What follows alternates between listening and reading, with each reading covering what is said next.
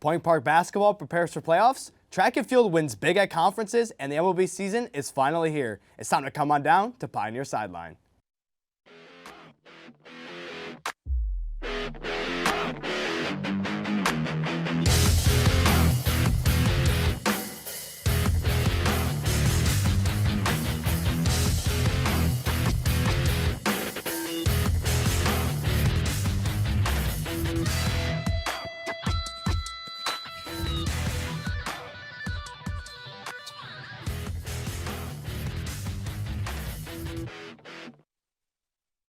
Good evening and welcome to Pioneer Sideline. I'm your host, Matt Plangy, back with another week of sports news.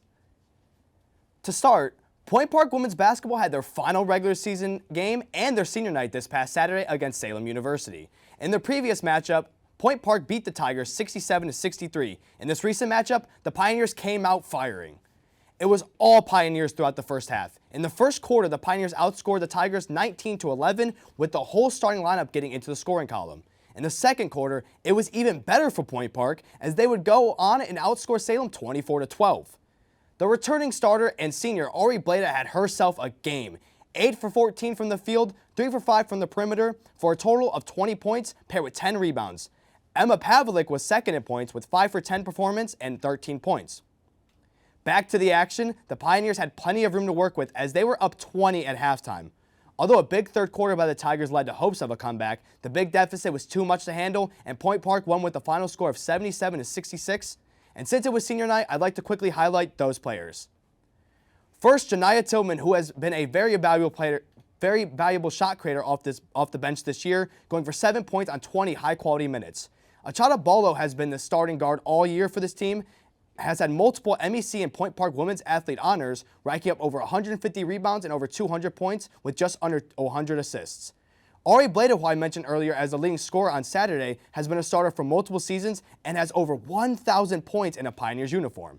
Isabella Pelea, who missed most of the season with an injury, was getting very quality minutes and had a crazy 11-point game versus Berkeley early on in the season. Coral Holmes has been a great piece for multiple seasons as well and averaged 16 minutes per game in her career as a Pioneer. Congratulations on the win, and to the seniors, as we will see you Wednesday, the 5th, in your MEC Conference playoff game. Now let's cross on over to McKenna Smith with an update on the men's team. McKenna? Thanks, Matt. Despite a standout performance from Nazareth Fisher, who recorded 35 points and 18 rebounds on senior day, Point Park University fell to Salem University 77-68 on Saturday afternoon. This defeat marks the Pioneers' 10th consecutive loss to close out the season. Point Park's second half struggles continued as Salem overcame a 5-point halftime deficit, outscoring the Pioneers 42-28 in the final 20 minutes. Point Park battled with 16 turnovers and only shot 42% from the field in the second half, including not making a single three-pointer. This marks the 6th consecutive game where the Pioneers' first half gave way to a lopsided second half. Naz Fisher shot 16 out of 26 from the field and 3 for 4 from the free throw line, contributing to his 35-point performance. He also grabbed 8 offensive rebounds out of his total 18. Aiden Anderson added 15 points and 5 rebounds, while Aiden Miller recorded a double-double with 11 points, 10 rebounds, and 5 assists. Both Fisher and Miller end the regular season as the top rebounders in the MEC. Point Park's leading scorer, Caden Warner, played only 8 minutes, limiting his impact. Warner finishes the regular season 6th in scoring, 4th in assists, and 7th in three-pointers made in the MEC. Salem was led by Jalen Barnes, who scored 19 points, grabbed 5 rebounds, and dished out 3 assists. Daquan Coleman contributed 18 points, and Jack Garrison added 15 points and 7 rebounds. The Tigers shot 50% from the field, including 45% from the three-point range, and finished 9 for 10 from the three-throw line. With this loss, Point Park concludes the regular season with a 10-18 record and a 4-16 mark in the MEC. The Pioneers will enter the MEC men's basketball tournament as the 10 seed, facing 7th-seeded Frostburg State in the opening round on Wednesday at 6 p.m. in West Banco Arena in Wheeling. The Pioneers lost both of the matchups against the Bobcats this season. Back to you at the desk, Matt. Thanks, McKenna. When we come back, more Point Park and local sports updates. Do not go anywhere.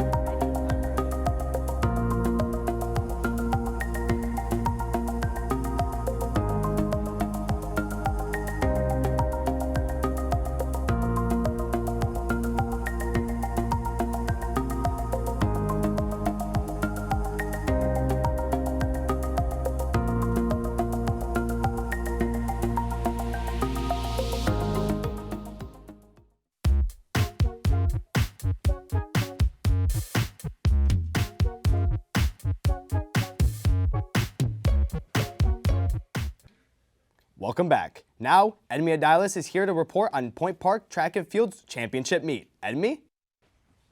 Thanks, Matt. Spring break started off on a high for those on the track and field teams, with multiple school records broken and 2 Mountain East Conference champions. Point Park traveled to Huntington, West Virginia to compete in the MEC Indoor Track and Field on February 23rd and 24th. On day 1, the women's had 8 events in the top 10, 2 broken records, and 3 in the top 5 of school history. Diamond Rush continues a standout performance with this championship, breaking her own school record in the 200 with a time of 25.02 seconds, and climbing to second in school history in the 400 with 58.60 seconds.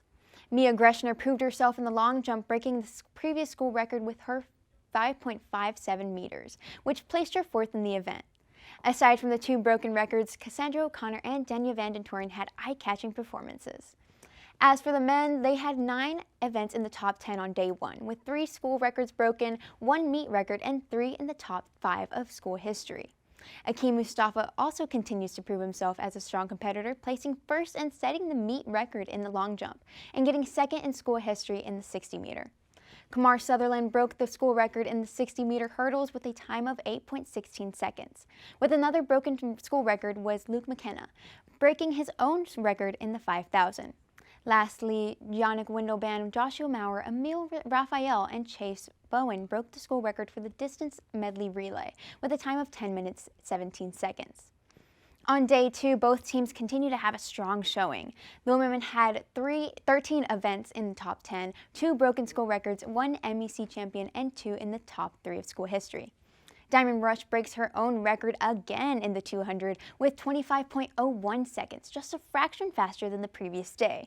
She also breaks the school record in the 400 with 57.20 seconds, moving up from the 2nd spot in school history. Emma Pavelek is now an MEC champion after her first place in the high jump with 1.67 meters. Denya Vanden Toren followed closely behind, getting 2nd place. As for the men, they had 10 top 10 events, 4 in the top 5 of school history, and 1 MEC champion. That MEC champion was Akeem Mustafa after his first place in the high jump with 1.95 meters. Both indoor track and field teams are set to travel to Boston, Massachusetts for the ECAC Indoor Championships. Good luck, Pioneers. That's all for me this week. Back to you at the desk, Matt. Thank you, Edmi. Now, that's all for Point Park Sports, but what's coming in the week ahead? On Wednesday the 5th, PPU Hoops travels to Wheeling, West Virginia to face off in the MEC tournament. The women's team will play West Virginia State in the play-in round, while the men will seek a win against Frostburg State. Indoor track and field season reaches its official end as some Pioneers travel to Boston for the Division II National Championships on Friday the 7th, Saturday the 8th, and Sunday the 9th, aiming to earn more gold. And baseball and softball will have a heavy workload playing multiple games over the weekend in Florida. Enjoy the warm weather and good luck. Get all the news and more on PointParkSports.com and tune in next time for your Point Park Sports update. Now, we have Megan Lukic with the latest Pittsburgh news. Megan? Thanks, Matt. The Pittsburgh Penguins were home for another weekend of back-to-back afternoon games, and the results were once again disappointing. Starting off with Saturday's matchup against the Boston Bruins, David Pastrnak beat Alex Nedeljkovic on a breakaway for the early Bruins lead for the 13th time this season. The Penguins gave up the first goal on their opponent's first shot of the game. Shortly after Boston's captain Brad Marchand left with an injury, Mason Lohrei made it 2-0 for the Bruins on a power play goal. Pittsburgh would finally answer in the third period with a shorthanded goal from Anthony Beauvillier, but the Bruins would eventually put in the empty netter to extend their lead. Ricard Raquel would score a power play goal in the game's dying seconds, but the Bruins came out with a 3-2 win in the end. On Saturday, in a thrilling back and forth against Toronto Maple Leafs, Toronto came out with a 2-0 lead just about 5 minutes into the game, but the Penguins would manage to tie it up and then take the lead themselves following a Sidney Crosby power play goal. The Leafs would make it a tie game again in the second period until Brian Russ restored the 1-goal lead for Pittsburgh. However, it was Toronto that would be leading at the end of the period after Yoel Blomqvist gave up 2 breakaways, including a buzzer beater from Matthew Nyes. 10 seconds into the third period, Ricard Raquel would score his second of the game, tying things up once more, eventually leading this game into overtime. But it was once again the road team taking the victory as William Nylander would net the OT winner for the Maple Leafs. The Penguins return to the ice in Colorado tonight to face off against the Avalanche at 9 p.m. Eastern, kicking off a 3-game Western Conference road trip. The Pittsburgh Pirates' spring training schedule is well underway after 3 straight victories. The Buccos were met with back-to-back blowout losses. In last night's loss against the New York Yankees, Pirates starting pitcher Bailey Falter put up a 1-2-3 inning to end the first, but he gave up 3 runs in the bottom of the second, giving the Yankees the 3-0 lead. Pittsburgh's Joey Bart tied it up after a 3-run homer in the top of the third, but the Yankees pulled away again in the fifth, scoring 5 runs to make it an 8-3 ball game. They would later score 4 more runs to bring the final to 12-3. Earlier today, the Pirates added to their bullpen by claiming pitcher Justin Lawrence off of waivers from the Colorado Rockies. Lawrence had a rather down year last season with an earned run average of 6.94. With Lawrence being out of minor league options, it is likely he will have a spot on the opening day roster as long as he makes it through the remainder of spring training. Following the NFL Combine, the Pittsburgh Steelers reportedly will have a top 30 meeting with Iowa State wide receiver Jalen Knoll. At the Combine, Knoll ran a 4.39 second 40-yard dash with a 1.51 10-yard split. For Iowa last season, Knoll had 1,194 receiving yards with 80 receptions and 8 receiving touchdowns. That's all the regional news this week. Back to you, Matt. Thanks, Megan. When we come back, more breaking sports news. Stay tuned.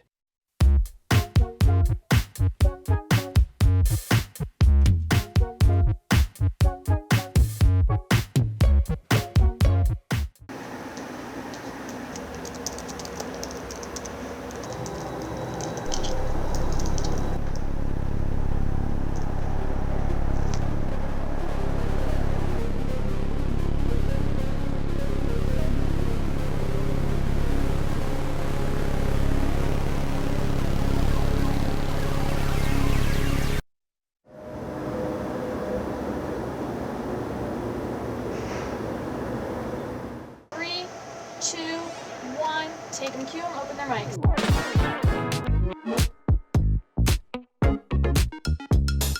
Today marked the 1-year anniversary of the Pittsburgh Post-Gazette strike. Point Park University just hosted a campus-wide meeting. Plans for the rapid transit bus line are not set to conclude until 2025.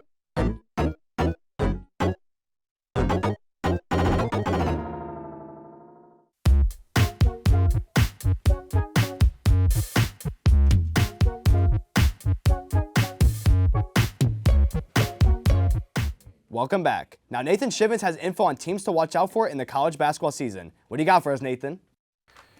Thanks, Matt. Folks, it's finally here. March Madness is officially upon us. The chaos, drama, upsets, and heartbreaks coaches, players, and fans are subjected to is unmatched in the world of sports. Like every season, there are many very talented teams, but there are just as many ready to pull off stunning upsets and create a Cinderella story of their own. A team being overlooked right now that could very well make a Sweet 16 run this season is VCU. An excellent defensive team that has several capable scorers as well, VCU has the talent and toughness to be a second weekend NCAA tournament team, assuming they make the big dance. Considering it seems that every year an Ivy League squad has made the NCAA tournament, the Yale Bulldogs, assuming they win their conference tournament, should not be slept on by power conference opponents. As for a power conference team that appears to be being overlooked right now, BYU could make it to the Elite Eight or even farther. They're a very deep team that has been on an extended winning streak, defeating tournament teams like Arizona, Kansas, and West Virginia twice. Looking to avenge their first-round exit to Duquesne last season, the Cougars will have the chip on their shoulder heading into the tournament. Locally, Robert Morris is having a spectacular season. The Colonials, picked to finish 9th in the 11-team Horizon League going into the season, have shattered expectations to win the outright regular season conference championship. They will look to win the Horizon League tournament to make their 9th NCAA tournament appearance and first since joining the Horizon League. Like every year, March Madness will be exhilarating, heartbreaking, nail-biting, and improbable. While many of our brackets will be busted before the second weekend, that will not take away from the excitement of March Madness. Now to Gabe Ebersol for an update on the disappointing injuries the NBA is facing. Gabe? Thanks, Nate. While the NBA has resumed action following its midseason break, some of its top talents are stuck on the sidelines watching with us fans. The most recent of injuries struck Monday night. Less than 10 minutes into a matchup with the Kings, Mavs ball handler Kyrie Irving went down on a drive and didn't bounce back up. After knocking down his 2 free throws, Irving went straight to the locker room, and a scan after revealed a torn ACL in the All-Star's left knee. His new running mate, Anthony Davis, also hasn't played since the break. His left adductor strain, keeping him out since February 20th, is set to be reevaluated in a few days. However, a fellow Texas big man won't get another shot this season, and that's San Antonio prodigy Victor Wembanyama. Diagnosed with deep vein thrombosis in his right shoulder, Vic finishes his sophomore campaign right at the All-Star break, averaging 24, 11, and 3.8 blocks on the season. Brandon Ingram was traded to the North at the deadline, but has played just 18 games this year, last on December 7th. His sprained left ankle resulting from landing on a defender's foot may keep him out for yet another month. Similarly, Joel Embiid will finish the season with 19 games played for the struggling 76ers. Both Embiid and Magic Mo Wagner lost the remainder of the schedule to left knee issues, Wagner suffering a torn ACL in January. Finally, West Coast centers will be coming back from strain soon. DeAndre Ayton, calf, and Sabonis, hamstring, both target the middle of the month for the return. That's the report for this week. Hopefully our hardwood heroes can make strong and full recoveries and get back on the court as soon as possible. Now to Matt and Nathan at the desk, who will be discussing more on the NBA. What do you guys got for us? Thanks, Gabe, and thank you, Nate, for joining me at the desk. So I kind of want to talk about, we had a crazy NBA deadline this year. I kind of want to talk about the results of some of these trades. We're going to start with the big one with the Lakers here. They're winning games. They're at the 2 seed right now. Luka's been very inefficient, but they're winning basketball games. They look really good right now, the Lakers. It seems like they've taken another step with Luka, and I know they didn't get Mark Williams, which is I think it's going to be big for the Lakers down the stretch. But I think having Luka, having a capable scorer that can score at any time in a game, is key for the Lakers. I really like sliding Rui Hachimura, sliding Austin Reeves back a little bit, giving them less responsibility overall. And LeBron's having just another tremendous season this year. They're just, the Lakers, I think they're a really sleeper team right now to make the Western Conference Finals in the West. I agree. And you also can never count out LeBron. That's the thing, is no matter what. I mean, they were at 17 a couple years ago, and they beat the Grizzlies, then beat the Warriors, then lost to the Nuggets, but they made it that far before. I think they could do it again. Now you look at the other half of that trade, no Anthony Davis, out temporarily, and Kyrie Irving's out for the season. Unlucky for the Mavericks. At first, I thought when you looked at how Anthony Davis started for them in that season, like in that game, he looked like he was playing. It looked like the Mavericks possibly could have won that trade, or they could have been around the same path. They absolutely lost that trade now due to injuries, and it's unlucky, but that's where we're at right now. It's kind of it's just a bad sign because you make that trade and then all these injuries happen. It was just the Kyrie injury was just crushing for the Mavericks because you still think you get Davis back, maybe in a month or so. You're getting some of these big Daniel Gafford and Derek Lively coming back soon, hopefully. You were thinking maybe the Mavs have a chance this year, even without Luka. But that Kyrie injury hurts really bad for this team because now it really is very unlikely that they make a deep run in the West, which is so competitive. Yeah, no, I agree. And now you're going to have Dante Exum, who's been getting so many minutes this year. He came out of nowhere. Shout out Dante Exum. He's about to have to score 20 if they want to even chance at competing this year. Now, one team that I think had probably I would say the dumbest deadline was the Kings. If you remember the Bulls team a couple years ago, they had DeRozan, they had LaVine. They never did anything good, made a play-in, and then the Kings go out and they get DeRozan and LaVine to replace De'Aaron Fox, and it's showing because they're not playing great, even with them. Yeah, the Kings, it's been tough. They fired Mike Brown, obviously, which I really disagree with. I thought it was just it was a slow start, but he led them to the playoffs, which they hadn't been since 2004 before that. Right. So the Kings they're a tough franchise. They've been kind of at the bottom of the league for so long. I do. It's kind of Chicago Bulls West now, like you mentioned, with DeMar and Zach LaVine there. But if Sabonis comes back, he's been dealing with some injury. I still think they have a chance, but really, other than making it out of the play-in, I don't know what they can do, especially if they have to play OKC or Denver. Now, what about the Warriors, who won 6 of their first 7 with Jimmy Butler? You have a guy that's been great in the playoffs, a team that has made it that far. A couple years ago, they just won the finals in 21. So, for me, I think they might be the biggest one at the deadline. I don't know if I can say they're going to go that far, but I really think that come playoff time, they're a team you cannot count out at all. No, for sure. I think they've played so much better since they got Jimmy Butler. Just the energy that he brings his team and just the overall competitive spirit and just that he's a really good basketball player. I think for the Warriors, they're going to be a scary team in the West. Yeah, and I know people love the Spurs with De'Aaron Fox. They're so young. They have a lot of time still. I would still watch out for them in the future. Now that Wembanyama's hurt, they can't do anything about it. But that's it, Nate. I appreciate you for joining me. Now to Ryan Quinn for info on the recent insane WWPLE. Ryan? Thanks, Matt. The last WWE Premium Live event before WrestleMania happened last Saturday, and it was filled with surprises. Let's look at what happened at Elimination Chamber in Toronto. The show started with the Women's Chamber, with the winner facing off for the Women's World Championship at WrestleMania. Before the match could even start, a returning Jade Cargill came down to the ring. Cargill had been out due to a mystery attacker, but the attacker was quickly revealed as Jade took out Naomi, taking her out of the chamber. The winner of the chaotic combat was Bianca Belair, who will currently face Io Sky in Vegas. Next up was hometown hero and WWE Hall of Famer Trish Stratus teaming up with WWE Women's Champion Tiffany Stratton. They faced off against Stratton's friends turned foes, Nia Jax and Candice LeRae. Despite Jax's strength and LeRae's craftiness, the Hall of Famer and champion came out victorious. Following that, the next chapter in the storied rivalry of Kevin Owens and Sami Zayn was forged as they fought in an unsanctioned match. In what was the most brutal matches in WWE's recent history, the prizefighter Owens took out Zayn with 8 power bombs to be the victor. After the match, another return occurred with Randy Orton coming out looking for much-needed revenge after being out with an injury at the hands of KO. And RKO was exactly it, and a punt kick was lined up before Kevin made his escape. The main event was the Men's Chamber, where the winner would find themselves fighting Cody Rhodes for the undisputed WWE Championship at Mania.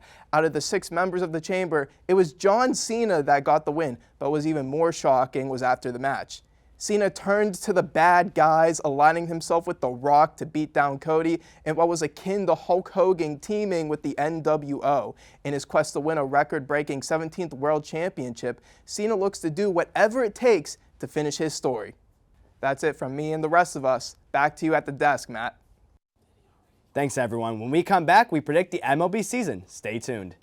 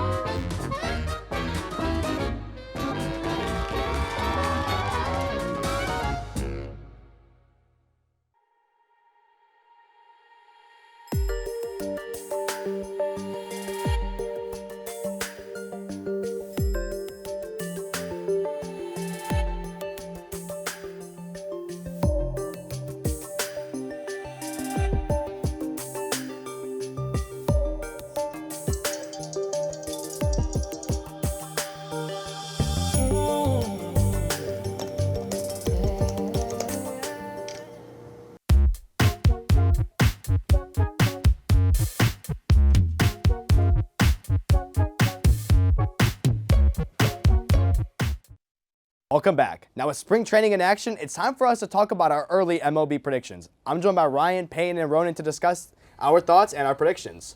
So I'm going to start off. We could talk about spring training a little bit, but how much does that matter? Let's instead focus on teams that had a not so great year last year that you can see potentially being great. I'm going to start with you, Ryan. So you're going to laugh at me with this response. I'm already scared. I have the Pittsburgh Pirates as a better team for one reason. The NL Central is very weak.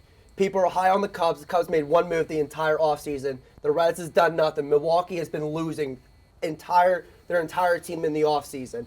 So I feel like the Pirates, with having a full season of Skeens, full season of Jared Jones stays healthy, will be a great job. And then you throw a Mitch Keller, Billy Falter, and then Johan in that 5 slot. You can either interchangeable that, and then maybe we'll see Bubba Chandler up like June, July-ish on the dog days when we need him. So, I mean, we have a chance to be good and get in the NL Central spot in the playoffs. Now, are we going to do much in the playoffs? Probably not. But even in that four-game rotation, Skeens, Keller, and Jones, and then you plug anyone else in that 4 spot, that's a solid rotation going into the playoffs. My only worry is O'Neal Cruz. Now, he's switching from the shortstop position to the center field position.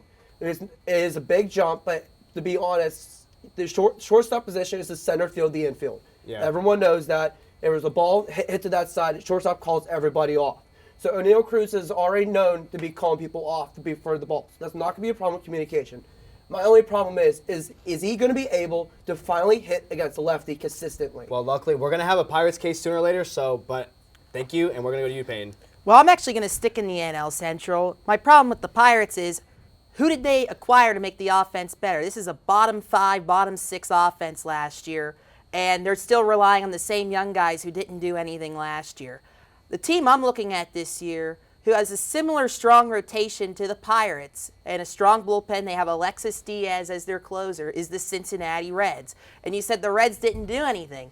They got who was one of the top 5, 6 managers in baseball this year. They went from Derek Bell, I believe is his name, to Terry Francona. Terry Francona has done it with the big market in Boston. He's done it in the small market in Cleveland, and now he's going to Cincinnati. That's my guy. And they made some sneaky moves. They traded Jonathan India, but they got Brady Singer to add to the back end of a strong rotation with Hunter Green at the top. And they got Matt McClain coming back this year. He was a young stud for them in 2023, was hurt all of last year. I think he's going to be a great addition to the lineup coming back this year. And I expect the Reds, if it's not the Brewers, because I agree with you on the Cubs, I think that they're extremely overrated this year. I think the Reds could at least make a run at a wild card and be in a position the Pirates should be by now. All right, we're going to have to get to the AL favorites and NL favorites, but I want to hear your sleeper team first. I would say, well, I would go to the AL East, and I would look at either the Red Sox or the Blue Jays. I think both of them are both like candidates to take down the Yankees in that division. I think they both brought in really good pieces for each, respective team. The Blue Jays brought in Andres Jimenez and Anthony Santander, and I think Santander will add a lot of power to that lineup, which Blue Jays were a team that couldn't hit home runs a lot last season. And obviously the Red Sox brought in Alex Bregman, which is another star put at third base. They brought in a pitcher who was With the Red Sox get, they brought in Walker Buehler. Yeah, they brought in Walker Buehler. Yeah, they brought in Walker Buehler. That was a great pickup for them. So I think those are two teams that are on the come up this season. I like all those takes. I like theirs a little more than the Pirates, but who do you have winning the AL this year? The AL is going to be a little shock. It's not going to be a shocker. It's going to be the Yankees this year. I mean, look at it. I think the Yankees are upset for how they performed in the wild card. They're come back hungry and strong. They'll be hungry and stronger. I get it. They lost Juan Soto, which is a major blow to that lineup. They're going to try and somehow put 2 or 3 guys that can make up that loss of Soto, and they're going to be back in the same spot they were last year. I'm going to go with I think the Texas Rangers return to the World Series I don't this mind year. that. I don't. They had a really down year. I think it was just injuries, yeah. Right? You win that World Series, your first in how many years, right? The Rangers come back, take Bruce Bochy to his 5th World Series. That would be pretty special. That would be pretty, and they. I could see it. Yeah, I could definitely. Yeah. What about you, Ronan? I like that Rangers take, but I would say honestly, I wouldn't be surprised. Like I would watch out for Baltimore this season. I think Baltimore, they have a lot of young star power, and they got their first taste of the playoffs last year for a bit.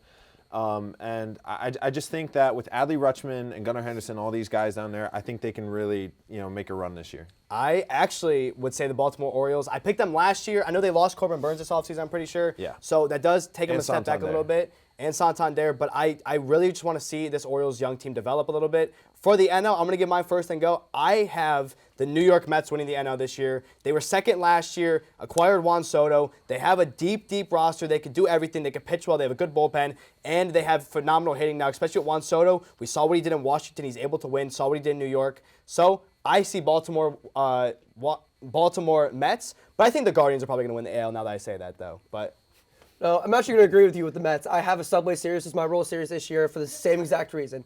They finally got a guy besides Pete Alonso who can hit the baseball and hit it out of the park. They've been struggling with hitting the ball for home runs. They have good contact hitters. They have good base runners. They needed another strong bat. They finally got that. Their bullpen's deep now. Catch Pete Alonso, too. Yeah, exactly. And then on top of that, their pitching rotation is a dangerous one you want to see, like in the World Series or in a normal series. And I think, you know what, it's going to be nice to actually see a Subway Series for a World Series this year, especially with 2 solid New York teams for once.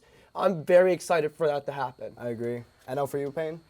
The Mets are going to stink this year, but that's another story. I am going to take the Dodgers because they have spent $1 billion on their roster. Okay. Yeah, I mean, it's hard not to predict them. I think the Dodgers, obviously, but I feel like the Mets with I think their biggest thing, yes, Juan Soto, but I think Francisco Lindor is such a, he's just a clutch guy, and I feel like having him and then everybody else, the Mets have a real chance. I agree. Well, good takes, guys. We'll have to see what it is. It's still a little early, but that is all the time we have this week. Be sure to join us next week for our live show at 7:30 p.m. Eastern Time on Tuesday, March 11th on the same Pioneer channel and the same Pioneer Sideline.